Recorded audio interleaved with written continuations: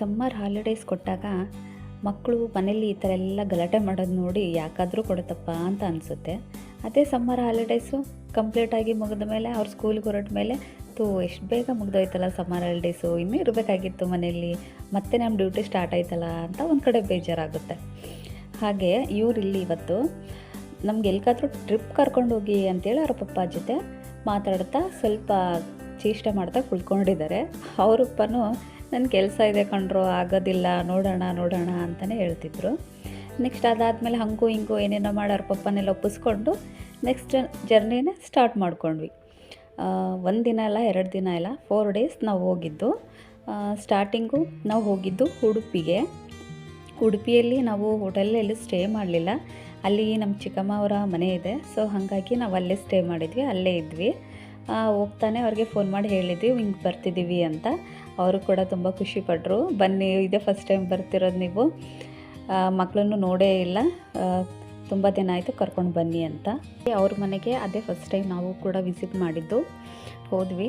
ಹೋದ್ಮೇಲೆ ಅವರು ಇರೋವಂಥ ಮನೆ, ಅಲ್ಲಿರೋವಂಥ ನೇಚರ್ ನೋಡಿ ತುಂಬಾ ನಮ್ಗೆ ಇಷ್ಟ ಆಯಿತು.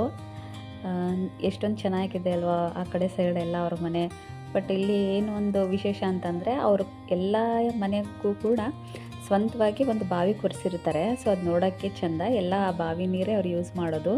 ಸೊ ಹಾಗಾಗಿ ತುಂಬ ಇಷ್ಟ ಆಯಿತು ಅಲ್ಲಿರೋಂಥ ನೇಚರ್ ನಮಗೆ.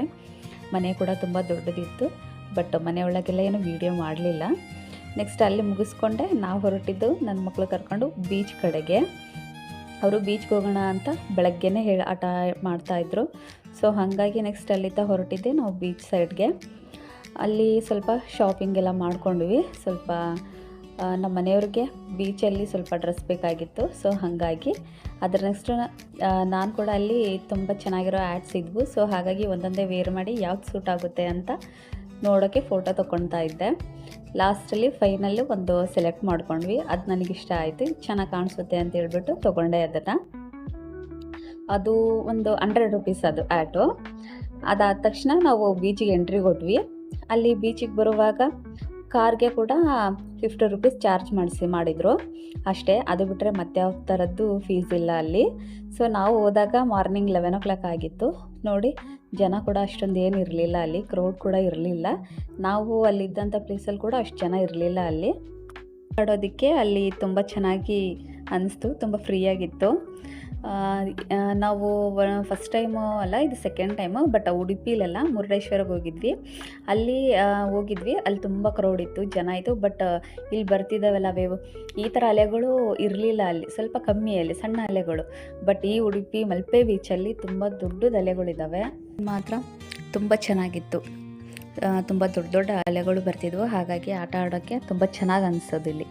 ಹಾಗಾಗಿ ನನ್ನ ಸಣ್ಣ ಮಗ ಇವನು ತ್ರಿಷಾನ್ ಅಂತ, ಇವನಂತರೂ ಫುಲ್ ಎಂಜಾಯ್ ಮಾಡ್ತಾ ಎಲ್ಲಿ ಮುಂದಕ್ಕೆ ಹೋಗ್ತಿರ್ಲಿಲ್ಲ, ಬರೀ ಇಲ್ಲೇ ಸ್ಯಾಂಡ್ ಹತ್ರ ಮರಳ ಹತ್ರ ಅಲೆಗಳು ಬರ್ತಿದ್ವಲ್ಲ ಅಲ್ಲೇ ಕೂತ್ಕೊಂಡು ಆಟ ಆಡ್ತಿದ್ದ. ನಾನು ಒಂದಿಷ್ಟು ಎಲ್ಲರದ್ದು ವೀಡಿಯೋ ಮಾಡ್ತಾ ಇದ್ದೆ.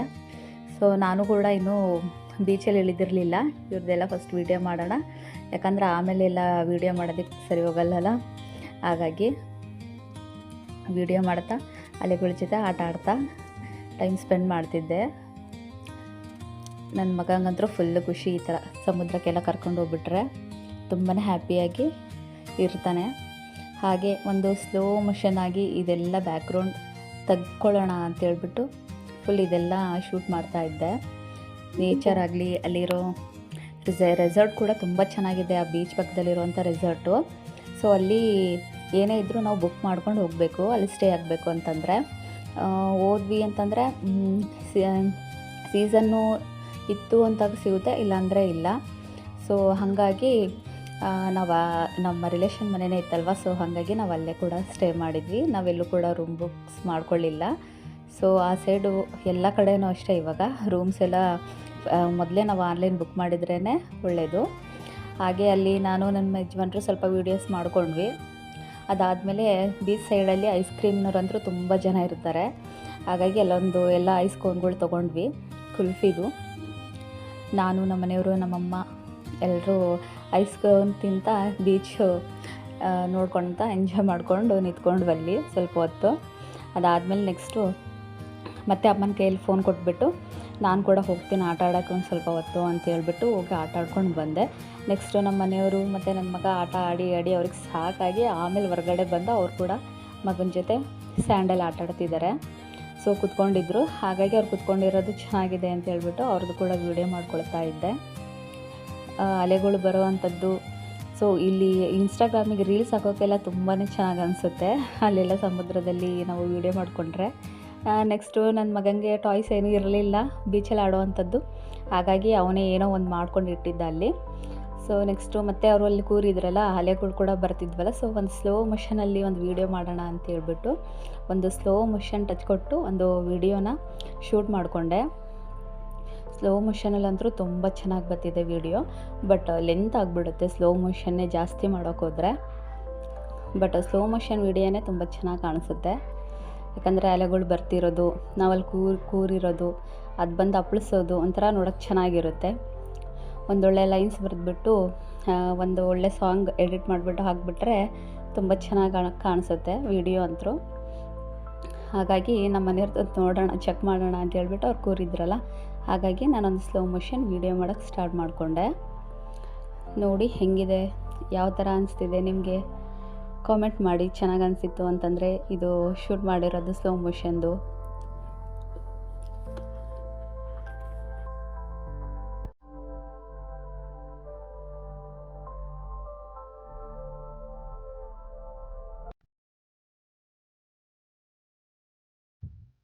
ಹಾಗೆ ನೆಕ್ಸ್ಟು ರೆಸಾರ್ಟ್ ಸೈಡಲ್ಲಿ ಅದು ಕೂಡ ಒಂದು ಸ್ಲೋ ಮೊಷನ್ ವೀಡಿಯೋ ಮಾಡ್ಕೊಳ್ಳೋಕ್ಕೆ ಸ್ಟಾರ್ಟ್ ಮಾಡಿದೆ.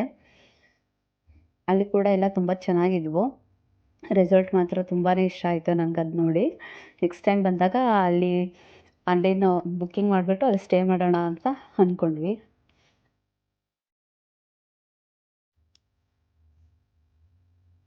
ನಮ್ಗೆ ಬೇಕಾದಷ್ಟು ಬೀಚಲ್ಲೆಲ್ಲ ಆಟ ಆಡಿಕೊಂಡು ಎಷ್ಟು ನಮಗೆ ಇರಬೇಕು ಅನಿಸುತ್ತೋ ಅಷ್ಟೊತ್ತೆಲ್ಲ ಅಲ್ಲೇ ಟೈಮ್ ಸ್ಪೆಂಡ್ ಮಾಡಿದ್ವಿ. ಆಮೇಲೆ ಬರ್ತಾ ಜನಗಳು ತುಂಬ ಜನ ಬಂದರು, ಕ್ರೌಡ್ ಜಾಸ್ತಿ ಆಯಿತು. ಆಮೇಲೆ ಮತ್ತು ಹೊಟ್ಟೆ ತುಂಬ ಹಶ್ವಾಗಿತ್ತು, ಯಾಕಂದರೆ ಮಾರ್ನಿಂಗು 10 ಹಂಗೆ ಬ್ರೇಕ್ಫಾಸ್ಟ್ ಮಾಡಿದ್ದು. ನೆಕ್ಸ್ಟು ಮಧ್ಯಾಹ್ನ ಸಾಯಂಕಾಲ ಈವ್ನಿಂಗ್ 5 ತನಕನೂ ನಾವು ಅಲ್ಲೇ ಬೀಚಲ್ಲೇ ಇದ್ವಿ ಆಟ ಆಡ್ತಾ. ಸೊ ಹಾಗಾಗಿ ಮಧ್ಯಾಹ್ನ ಟೈಮಲ್ಲಿ ಮತ್ತೆ ನಾವು ಒಂದು ಹೋಟೆಲ್ಸಿಗೆ ಹೋಗ್ಬಿಟ್ಟು ಅಲ್ಲಿ ಸಿಗುವಂಥ ಡಿಶ್ಶು ಟ್ರೈ ಮಾಡೋಣ ಅಂತ ಹೇಳ್ಬಿಟ್ಟು ಹೋದ್ವಿ. ಸೊ ಅಲ್ಲಿ 2 ಹೋಟೆಲ್ಸಿಗೆ ಏನೋ ನಾವು ಹೋಗಿದ್ದು. ಒಂದು ಹೋಟೆಲಲ್ಲಿ ಮತ್ತೆ ಒಂಥರ ಡಿಶ್ ಟ್ರೈ ಮಾಡಿದ್ವಿ, ಇನ್ನೊಂದು ಹೋಟೆಲಲ್ಲಿ ಮತ್ತೊಂದು ಥರ ಡಿಶ್ ಟ್ರೈ ಮಾಡಿದ್ವಿ. ಸೊ ಹೆಂಗಿರುತ್ತೆ ಅಂತ, ಯಾವುದು ಬೆಸ್ಟ್ ಅನಿಸುತ್ತೆ ಅಂತ ತಿಳ್ಕೊಳ್ಳೋಣ ಅಂತ ನೆಕ್ಸ್ಟ್ ಟೈಮ್ ಬಂದಾಗ ಅದೇ ಹೋಟೆಲ್ಸ್ಗೆ ಮತ್ತೆ ಹೋಗ್ಬೋದು ಅಂತ. ನೆಕ್ಸ್ಟು ಅಲ್ಲೇ ಬೀಚಲ್ಲಿ ಕೂತ್ಕೊಂಡಿದ್ವಿ ನಾವು. ಕುಳಿತುಕೊಂಡು ಸ್ವಲ್ಪ ಅಲ್ಲಿ ಕೂಡ ವೀಡಿಯೋಸ್ ಮಾಡ್ಕೊಂಡ್ವಿ. ನನಗೂ ಕೂಡ ಆಟ ಆಡಿ ಸಾಕಾಗಿತ್ತು, ಹಾಗಾಗಿ ಬೀಚು ಸ್ಯಾಂಡಲ್ ಬಂದು ಕೂತ್ಕೊಂಡು ಅಲೆಗಳ ಹತ್ರ ಒಂದು ವೀಡಿಯೋಸ್ ಮಾಡಿದೆ. ಮತ್ತು ಆದರೆ ನನ್ನ ಮಕ್ಳಿಗೆ ಮಾತ್ರ ಅಲ್ಲಿದ್ದ ಇನ್ನೂ ಬಿಟ್ಟು ಬರೋಕ್ಕೇ ಇಷ್ಟ ಇರಲಿಲ್ಲ, ಅವ್ರಿಗೆ ಹೋಗೋಕ್ಕೆ ಮನಸ್ಸಿರಲಿಲ್ಲ ಅವ್ರಿಗೆ. ಅಲ್ಲಿ ಹೋಗೋಣ ಬರ್ರೋ ಅಂತ ಕರೆದ್ರೂ, ಯಾಕಂದರೆ ಮತ್ತೆ ಹೊಟ್ಟೆ ಹಶ್ವಾಗಿತ್ತಲ್ಲ, ಸೊ ಹಾಗಾಗಿ ಹೋಟೆಲ್ಸಿಗೆ ಹೋಗಬೇಕಾಗಿತ್ತಲ್ಲ, ಏನಾದರೂ ಸ್ನ್ಯಾಕ್ಸ್ ಅವೆಲ್ಲ ಟ್ರೈ ಮಾಡೋಣ ಅಂತ. ಆದರೆ ಅವನು ಏನಂದರೂ ಬರ್ತಿರಲಿಲ್ಲ. ಹೋಗಿ ಕರ್ಕೊಂಡು ಬರೋಕ್ಕೆ ಅಂತ ಹೋದೆ, ಬಟ್ ತಲೆ ಮೇಲೆಲ್ಲ ಮರಳಿತ್ತು ಅವನು ಪೂರ ಮುಳುಗೇ ಇಲ್ಲ ಅಲ್ಲಿ. ಸೊ ಅಲ್ಲೇ ದಡದಲ್ಲೇ ಕೂತ್ಕೊಂಡು ಆಡಿದ್ದಾನಲ್ವ, ಸೊ ಹಂಗಾಗಿ ಸ್ಯಾಂಡೆಲ್ಲ ಅವ್ನ ತಲೆ ಮೇಲೆ ಇತ್ತು. ಮತ್ತು ಕರೆದ್ರೆ ಬರಲಿಲ್ಲ. ಎಷ್ಟೊತ್ತು ಆಟ ಆಡ್ತಾರೋ ಆಟ ಆಡಲಿ, ಅವ್ರಿಗೆ ಹೊಟ್ಟೆ ಹಸುವಾದಾಗ ಬೇಕಾದ್ರೆ ಬರ್ತಾರೆ ಅಂತ ಅಂದ್ಕೊಂಡು ನಾನು ಮತ್ತೆ ವಾಪಸ್ ಬಂದೆ. ಮಕ್ಕಳಿಗಂತೂ ಕೇಳ್ತಿರಲ್ಲ, ಬೀಚ್ ಹತ್ರ ಕರ್ಕೊಂಡು ಹೋಗ್ಬಿಟ್ವಿ ಅಂದರೆ ಫುಲ್ಲು ಖುಷಿ. ನೆಕ್ಸ್ಟ್ ನೋಡಿ ಕಿಟ್ಟಿ ಬ್ಯಾಗ್ಸು ಅವು ಎಲ್ಲ ಹೆಂಗಿದ್ದಾವೆ ಶಾಪ್ ಹತ್ರ ಅಂತ ನೋಡಿ ತುಂಬ ಇಷ್ಟ ಆಯಿತು. ಇಲ್ಲಿ 1-2 ಸ್ನ್ಯಾಕ್ಸ್ನ ಟ್ರೈ ಮಾಡಿದ್ವಿ ನಾವು. ಅದಾದಮೇಲೆ ಈ ಹೋಟೆಲ್ಗೆ ಹೋದ್ವಿ, ಇಲ್ಲಿ 1-2 ಥರ ಡಿಶ್ ಟ್ರೈ ಮಾಡಿದ್ವಿ. ನೆಕ್ಸ್ಟ್ ಇನ್ನೊಂದು ಹೋಟೆಲ್ಗೆ ಬಂದ್ವಿ, ಅಲ್ಲಿ ಕೂಡ ಚೆನ್ನಾಗಿತ್ತು ಡಿಶ್ಶು, ಬಟ್ ಯಾವುದೂ ಜರಿಯೋ ಹಂಗಿರಲಿಲ್ಲ. ಕಾಸ್ಟು ಸ್ವಲ್ಪ ಜಾಸ್ತಿನೇ ಬೀಚ್ ಸೈಡು, ಬಟ್ ತುಂಬ ಚೆನ್ನಾಗಿತ್ತು. ಊಟ ಮುಗಿಸ್ಕೊಂಡು ಮತ್ತೆ ಬಂದ್ವಿ. ಮತ್ತೆ ಬಂದು ಒಂದು ಸ್ವಲ್ಪ ಹೊತ್ತು ಆಟ ಆಡಿದ್ವಿ. ಅಷ್ಟರಲ್ಲೇ ಅಲ್ಲೇ ಸನ್ಸೆಟ್ ಆಗ್ತಾ ಬರ್ತಿತ್ತು. ಸೊ ಈವ್ನಿಂಗ್ ಟೈಮ್ ಅಲ್ವಾ, ಹಾಗಾಗಿ ಮತ್ತೆ ನಾವು ಫ್ರೆಶ್ ಅಪ್ ಆದ್ವಿ. ಅಲ್ಲಿ ಬೀಚ್ ಸೈಡಲ್ಲಿ ಇರುತ್ತೆ ಅಲ್ವಾ ಸ್ನಾನಕ್ಕೆ ಅಂತ ಹೇಳ್ಬಿಟ್ಟು, ಸಿಹಿ ನೀರಲ್ಲಿ ಅಲ್ಲಿ ಸ್ನಾನ ಮಾಡಿಕೊಂಡು ನೆಕ್ಸ್ಟ್ ನಾವು ಹೊರಟಿದ್ದೆ ನಮ್ಮ ಆರಾಧ್ಯ ದೈವ ಆದಂಥ ಕೃಷ್ಣನ ಹತ್ರ. ಸೊ ಇದೇ ಫಸ್ಟ್ ಟೈಮ್ ನಾವು ಕೃಷ್ಣ ಮಠಕ್ಕೆ ಭೇಟಿ ಕೊಡ್ತಾ ಇರೋದು. ನನಗಂತೂ ಫುಲ್ ಖುಷಿಯಾಗಿತ್ತು. ಸೊ ಟೈಮ್ ಆಗುತ್ತೋ ಇಲ್ವೋ ಅಂತಲೇ ಅಂದ್ಕೊಂಡಿದ್ವಿ, ಬಟ್ ಟೈಮ್ ಆಯಿತು. ಹಾಗಾಗಿ ಟೈಮ್ ಇದ್ದಿದ್ದಕ್ಕೆ ಮತ್ತು ನಾವು ಕೃಷ್ಣನ ದರ್ಶನ ಮಾಡಿಕೊಂಡೇ ಹೋಗೋಣ ಅಂತ ಹೇಳ್ಬಿಟ್ಟು ಕೃಷ್ಣನ ಮಠದೊಳಗೆ ಎಂಟ್ರಿ ಕೊಟ್ವಿ. ಹೋದಾಗ ತುಂಬ ಕ್ರೌಡ್ ಏನಿರಲಿಲ್ಲ, ಬಟ್ ಅಲ್ಲಿ ನಾವು ಹೋದ ತಕ್ಷಣ ಸ್ವಲ್ಪ ಅಲ್ಲಿ ಸ್ಟಾಪ್ ಮಾಡಿದರು ನಮ್ಮನ್ನ. ಏನು ರೀಸನ್ ಅಂತ ಗೊತ್ತಿಲ್ಲ. ಅವತ್ತು ಫ್ರೈಡೇ ನೈಟ್ ಬೇರೆ, ಹಾಗಾಗಿ ಬೇಗ ದರ್ಶನ ಆಗುತ್ತೆ ಅಂತ ಅಂದ್ಕೊಂಡಿದ್ವಿ. ಬಟ್ ಇರಲ್ಲ, ಸ್ವಲ್ಪ ಲೇಟ್ ಆಯಿತು. ಯಾಕಂದರೆ ಏನು ರೀಸನ್ ಅಂತ ಅಲ್ಲಿ ದೇವಸ್ಥಾನದ ಏನಾದರೂ ಪೂಜೆ ಏನಾದರೂ ಇರ್ಬೋದೇನೋ, ಅದಕ್ಕೋಸ್ಕರ ನಮ್ಮಲ್ಲಿ ಸ್ಟಾಪ್ ಮಾಡಿಸಿದ್ರು. ಎಲ್ಲ ಲೈನ್ಸಲ್ಲಿ ನಿಂತಿರೋರೆಲ್ಲ ಅಲ್ಲೇ ನಾವು ನಿಂತ್ಕೊಂಡ್ವಿ. ಬಟ್ ಇದೆಲ್ಲ ನೋಡೋಕ್ಕೆ ತುಂಬಾ ಚೆನ್ನಾಗಿತ್ತು. ಅಲ್ಲೆಲ್ಲ ನೀರು, ಅದರ ಮಧ್ಯೆ ಎಲ್ಲ ಮಂಟಪ ಚೆನ್ನಾಗಿತ್ತು. ಅಲ್ಲಿ ಕೂಡ ಒಂದು ಸ್ವಾಮಿಯವರೆಲ್ಲ ಏನದು ಸ್ನಾನ ಎಲ್ಲ ಮಾಡಿಕೊಂಡು ಅವರು ಒಂದು ಏನೋ ರಿಚುವಲ್ ಮಾಡ್ತಾಯಿದ್ರು. ಅಲ್ಲಿ ಸೂರ್ಯ ನಮಸ್ಕಾರ ಆ ಥರದ್ದೆಲ್ಲ ಮಾಡ್ತಾಯಿದ್ರು ಅವರು, ಪೂಜೆ ಗೀಜೆನ. ಚೆನ್ನಾಗಿತ್ತು ಪೂಜೆ ಎಲ್ಲ. ಅಲ್ಲಿ ಅವ್ರನ್ನೆಲ್ಲ ನೋಡ್ಕೊಳ್ತಾ ಅಲ್ಲೇ ನಿಂತ್ಕೊಂಡಿದ್ವಿ ನಾವು. ಅವ್ರು ಮಾಡ್ತಿರೋ ಪೂಜೆ, ಸೂರ್ಯ ನಮಸ್ಕಾರ ಎಲ್ಲ ನೋಡೋದಕ್ಕೂ ಕೂಡ ಒಂಥರ ಖುಷಿ ಆಯಿತು. ಕೃಷ್ಣ ಯಾವ ಥರ ಪ್ಲೇಸಲ್ಲಿ ಇರ್ತಾನೆ ಅಲ್ವಾ, ಯಾವಾಗಲೂ ಲಾಗ್ಜುರಿ ನಮ್ಮ ಕೃಷ್ಣ. ಹಾಗಾಗಿ ಇದೆಲ್ಲ ಶೂಟ್ ಮಾಡಿಕೊಂಡು ಮನಸ್ಸಿಗೆ ತುಂಬ ಇಷ್ಟ ಆಯಿತು. ನೆಕ್ಸ್ಟು ಇದೇ ಫಸ್ಟ್ ಟೈಮ್ ಅಲ್ವಾ ಕೃಷ್ಣ ಮಠಕ್ಕೆ ಭೇಟಿ ಕೊಟ್ಟಿದ್ದು. ಸೊ ನನಗೆ ಕೃಷ್ಣ ಹೆಂಗಿದ್ದಾನೆ ಈ ಟೆಂಪಲಲ್ಲಿ ಅಂತ ನೋಡೋವಂಥ ಆಸೆ ತುಂಬ ಇತ್ತು. ಸೊ ಹಂಗಾಗಿ ನೆಕ್ಸ್ಟು ಮತ್ತೆ ಲೈನ್ ಸ್ಟಾರ್ಟ್ ಆಯಿತು. ಹೋಗ್ತಾ ಮುಂದಕ್ಕೆ ಇದು ತೇರು ಹೋಗ್ತಾ ಇತ್ತು. ಆ ತೇರಲ್ಲಿ ಯಾವ ದೇವರಿತ್ತು ಅಂತ ಗೊತ್ತಿಲ್ಲ, ಯಾಕಂದರೆ ನಾವು ಲೈನ್ಸಲ್ಲಿ ನಿಂತಿದ್ವಲ್ವ, ಹಾಗಾಗಿ ನೋಡೋದಾಗಲಿಲ್ಲ. ಆ ಲೈನ್ಸಲ್ಲಿ ಹೋಗ್ತಾ ಮತ್ತು ನಮಗೆ ಆಂಜನೇಯ ಸ್ವಾಮಿದು ಒಂದು ಮೂರ್ತಿ ಕೂಡ ಅಲ್ಲೇ ಪಕ್ಕದಲ್ಲಿತ್ತು. ಸೊ ನೋಡ್ಕೊಂಡ್ವಿ.